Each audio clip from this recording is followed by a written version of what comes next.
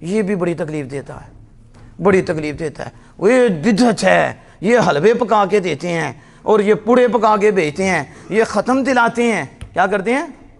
تو ہم نے کہا ہماری قسمت میں حلوہ کھانا سنت مصطفیٰ ہے، میٹھا سنت ہے، حضور پسند فرماتے کانا یحب الحلوہ والعسل، میرے آقا دو جہاں صلی اللہ علیہ وسلم میٹھے کو اور شہد کو پسند فرماتے تھے۔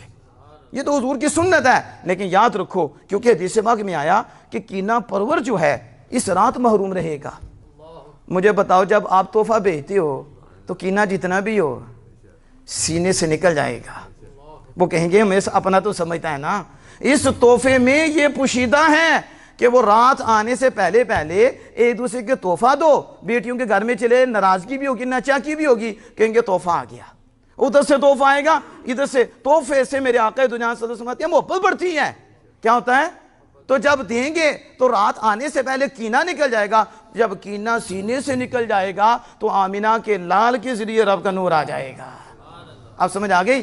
تو دوسری بات یہ کہ اس رات کو نبی اکرم صلی اللہ علیہ وسلم جنت البقیع میں گئے ہیں، اور میں نے حدیث پاک آپ کے سامنے بیان کر دی ہیں، تو پتہ چلا بطور خاص اس رات کو قبرستان جانا آمینہ کے لال کی سنت ہے، اور پھر دعا کرنا۔ کیا کرنا؟ تو یہ آج کا طریقہ نہیں ہے، یہ آمینہ کے لال کا طریقہ ہے، اور اللہ کا فضل ہے ہم نبی اکرم صلی اللہ علیہ وسلم کے طریقے پہ چلتے ہوئے اس رات کو قبرستان بھی جاتے ہیں۔